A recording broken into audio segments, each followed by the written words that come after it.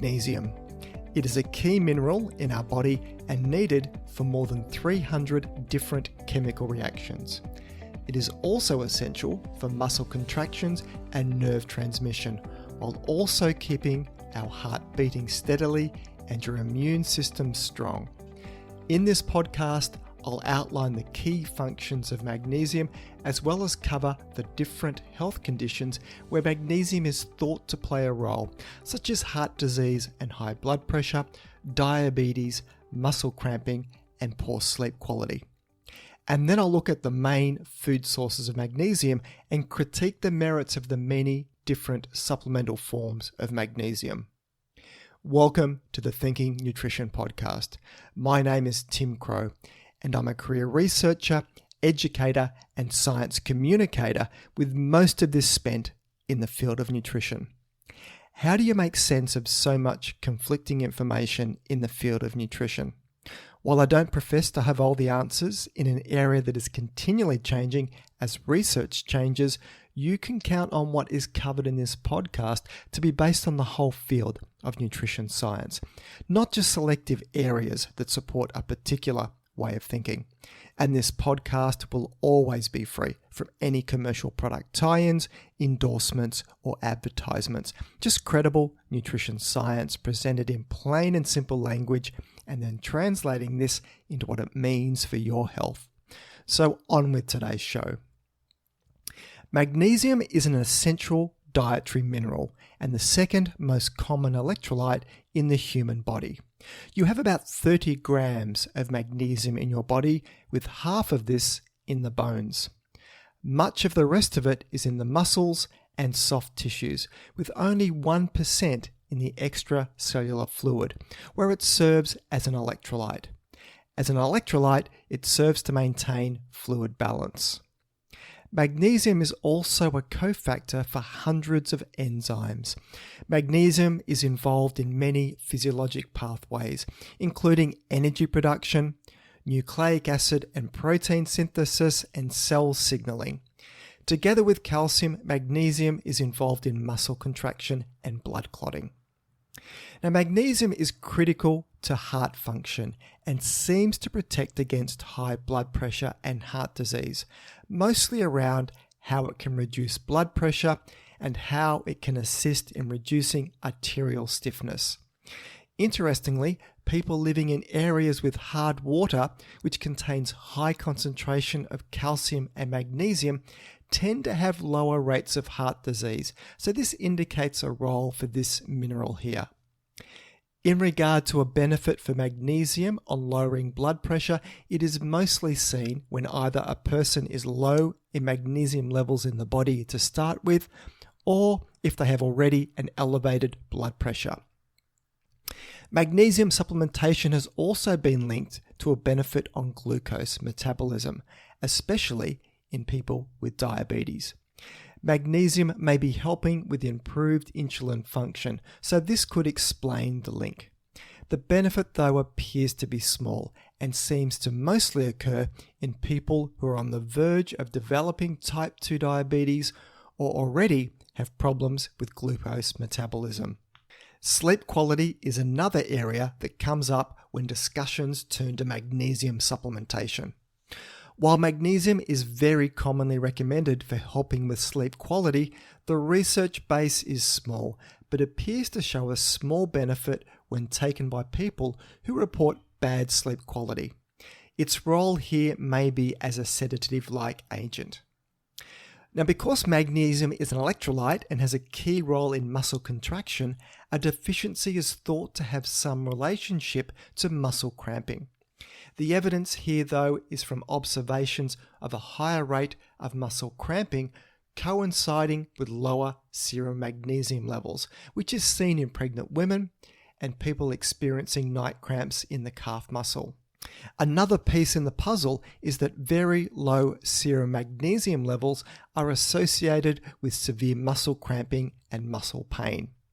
That being said, a very broad Cochrane review and meta-analyses in a wide range of patient groups found that magnesium was not able to reduce the risk of cramps, though there were no randomized controlled trials evaluating magnesium for exercise-associated muscle cramps, so it is unclear if supplementation would help athletes who are frequent crampers, and I'll link to this study in the show notes.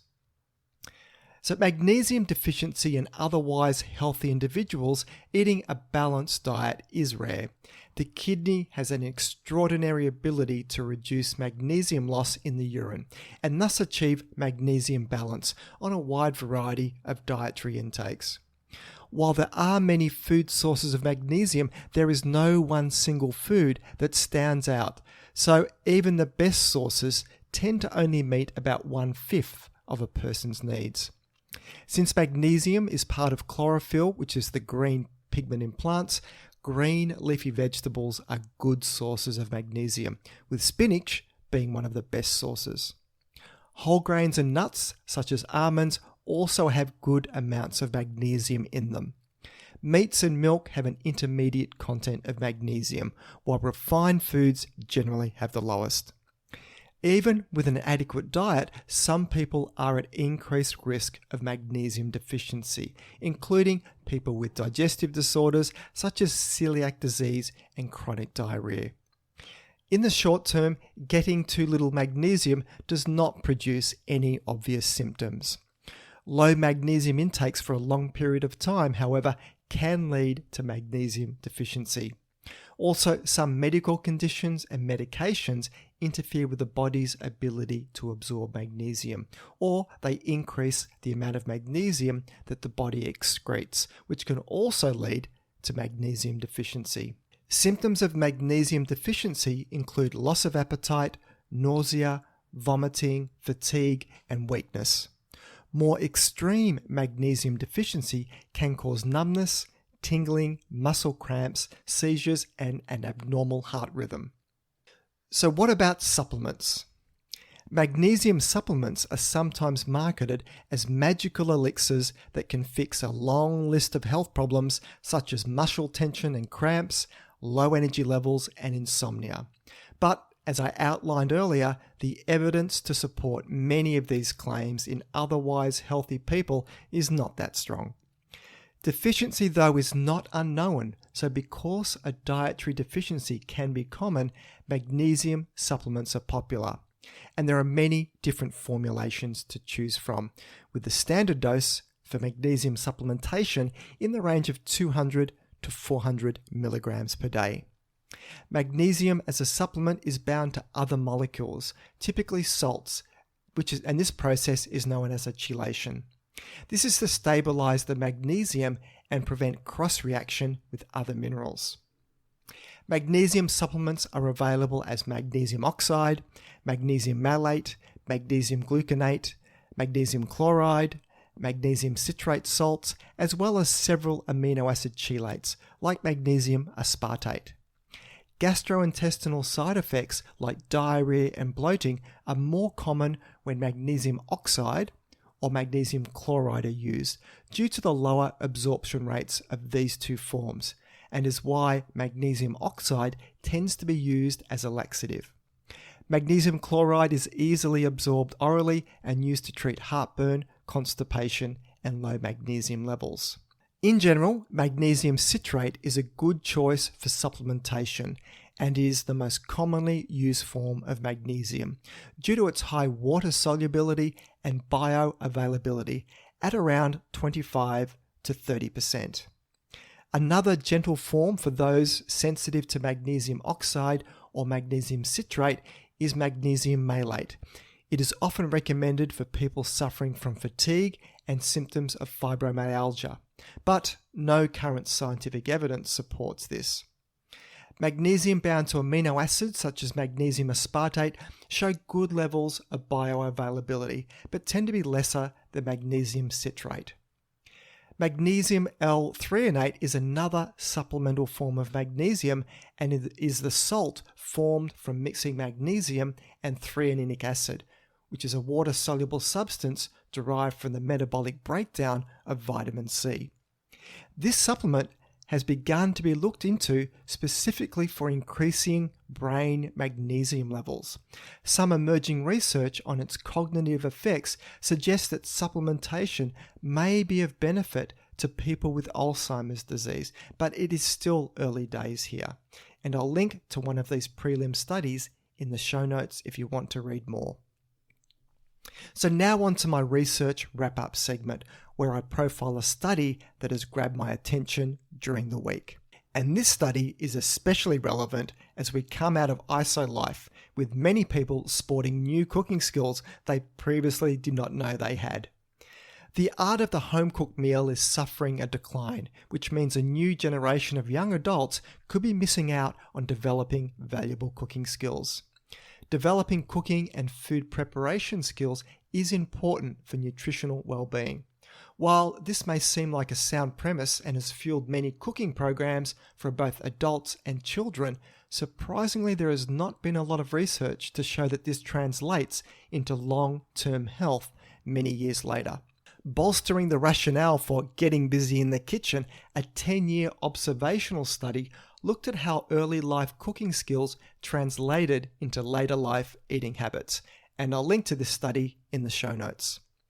Researchers from the University of Minnesota's School of Public Health tracked more than 1,100 young adults aged between 18 and 23 after first asking them about their perceived level of cooking skills. About a quarter of the participants reported that their cooking skills were very adequate, with another half describing their ability in the kitchen as adequate. For both groups of young adults, they were more likely to be preparing meals with vegetables and eating less fast food as adults 10 years later, compared to those who initially said they had inadequate cooking skills. For the people with good cooking skills who went on to have children, they were much more likely to sit down with them for regular family meals. And this is noteworthy as families that eat together are more likely to be eating more vegetables and fewer processed foods. There is a good reason for rediscovering the lost art of cooking for young people today, and this new research shows that developing cooking skills through emerging adulthood can have long-term benefits for nutrition many years later. So that's it for today's show. You can find the show notes either in the app you're listening to this podcast on, if it supports it, or else head over to my webpage at thinkingnutrition.com.au and click on the podcast section to find this episode to read the show notes. If you find this podcast of value, then please consider sharing it with your friends and colleagues, or maybe even leave a review. This all helps increase the ranking and reach of the podcast, which means a big win for credible, evidence-based nutrition messages while helping to dilute out the crazy and making the world a slightly less confusing place. I'm Tim Crow, and you've been listening to Thinking Nutrition.